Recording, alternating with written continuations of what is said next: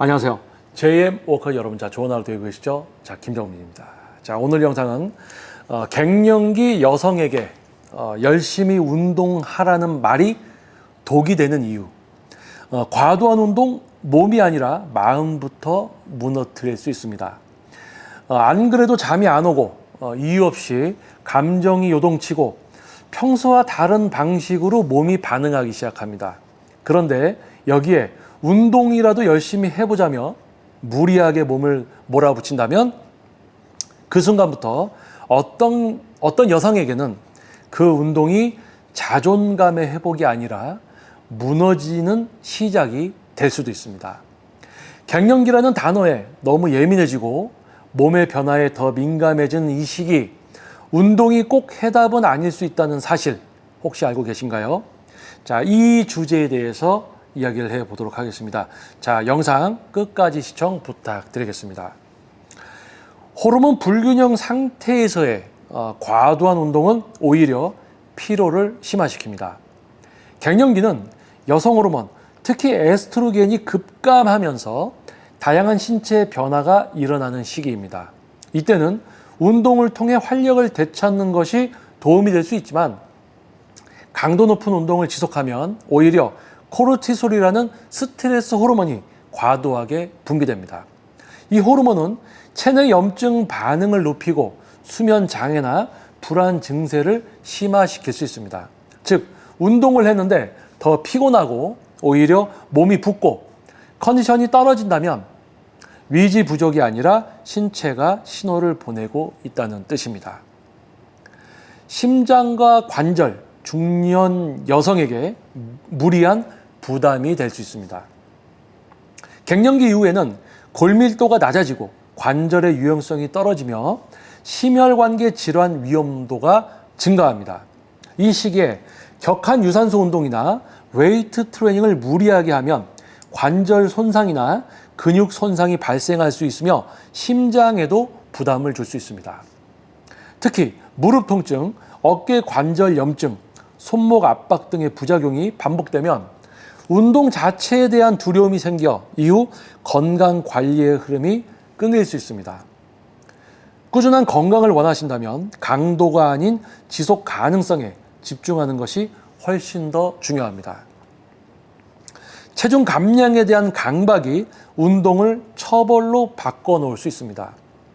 갱년기에는 기초대사량이 줄어들고 체지방이 쉽게 증가합니다.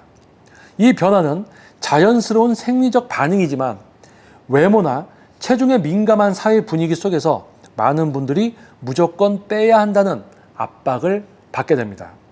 그 결과 운동은 내 몸을 회복하는 시간이 아니라 내 몸을 벌주는 시간이 되어버리기도 합니다. 그러다 보면 식욕 억제, 무리한 단식, 과도한 유산소 운동이 반복되며 오히려 요요 현상과 심리적 우울감이 심화되는 악순환에 빠지게 됩니다. 수면 장애와 회복력 저하로 전반적인 컨디션이 망가질 수 있습니다. 운동은 원래 수면을 도와주고 회복을 촉진해야 합니다. 하지만 갱년기에는 수면 패턴 자체가 흔들리는 경우가 많기 때문에 너무 늦은 시간에 격한 운동이나 고강도 루틴은 오히려 자율신경계를 흥분시켜 깊은 수면을 방해하게 됩니다. 또한 회복력 자체가 떨어진 상태에서는 운동으로 인한 근육통, 피로, 염증이 쉽게 해소되지 않으며 그로 인해 일상생활 자체가 무기력해질 수도 있습니다. 운동을 잘했는데 다음날 오히려 하루 종일 누워있고 싶다면 그것은 과도한 운동의 신호일 수 있습니다. 정서적 고립감과 자존감 하락으로 이어질 위험이 있습니다. 갱년기는 여성으로서 정체성에 대한 흔들림과 함께 가족 내 역할 변화, 사회적 소외감 등 여러 심리적 요소가 복합적으로 얽히는 시기입니다. 이때 나는 예전처럼 운동도 못하네, 나는 이렇게 나약해졌냐라는 자기 비판이 쌓이면 자존감이 더욱 낮아질 수 있습니다. 게다가 주변에서 젊은 사람들과 함께 운동하거나 비교 대상이 생기면 위축감이 커질 수 있고 운동하는 나조차도 불편하게 느껴질 수 있습니다. 운동이 기쁨이 아니라 또 하나의 시험대가 되어 버린다면 그건 분명 건강한 운동이 아닙니다. 갱년기의 운동, 열심히가 아니라 나답게가 먼저입니다. 갱년기 여성에게 운동은 반드시 필요하지만 그 방식은 철저히 개인적이고 조심스럽게 접근되어야 합니다. 무리하게 목표를 세우거나 과거의 체력에 맞추려 하지 마시고 지금 내 몸이 원하는 방식으로 편안한 움직임을 찾아가는 것이 먼저입니다. 걷기, 가벼운 스트레칭, 요가, 필라테스처럼 몸과 마음이 함께 안정되는 운동을 중심으로 시작해 보시는 것을 권장해 드립니다. 운동은 우리를 단련시키는 것이 아니라 우리를 돌보는 수단이어야 합니다. 특히 변화가 많은 시기일수록 자신을 다그치기보다 더 많이 이해해주는 시간을 운동과 함께 나눠보시길 바랍니다. 당신은 약해진 게 아니라 지금 변화 중인 것뿐입니다. 그 변화를 이겨내는 가장 건강한 방식은 내 몸의 말을 듣는 것부터가 시작입니다. 갱년기가 다가오고 또는 갱년기를 겪고 있는 우리 여성분들, 특히 이제 저 같은 경우는 이제 21년 차 전문 퍼스널 트레이닝을 진행을 하고 있는데요. 저에게 지도를 받으러 오시는 분들 중에서도 이제 갱년기 전후 또는 과정에 있는 분들이 있습니다.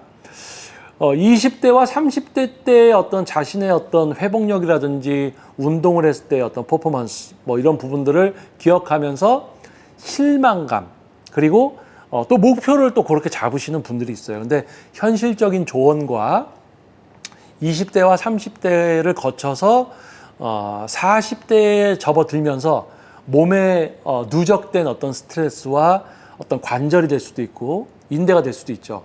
어떤 손상, 그 어떤 누적된 데미지에 의해서 40대에 발현되는 증상들이 많습니다.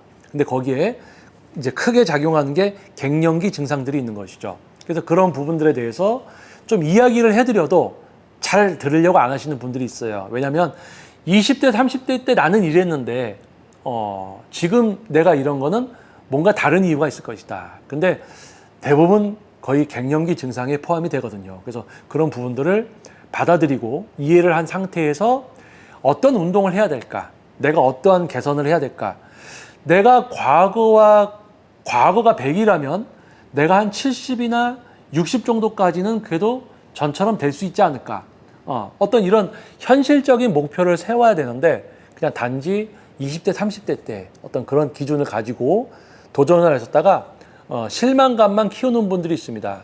이야기를 해드리고 설명을 해드려도 잘 듣지 않죠. 그래서 오히려 마음에까지 스스로 상처를 받는 그런 분들이 이제 있어요. 그래서 크게는 우울감, 이런 우울증 이런 거에 또 걸리는 분들도 있습니다. 그래서 갱년기라는 것은 자연스러운 어떤 과정입니다. 그 과정에 이러한 일들이 자연스럽게 벌어지는 것이고요.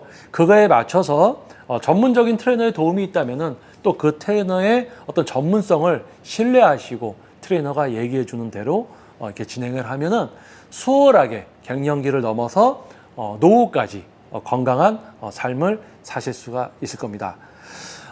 자, 오늘 주제 영상 어떠셨습니까? 자, 다음 영상에서도 또 여러분을 위한 현실적인 또 주제를 가지고 다시 돌아오도록 하겠습니다. 자, 제2의 목화 여러분 좋은 하루 되시고요. 저는 김정민이었습니다. 감사합니다.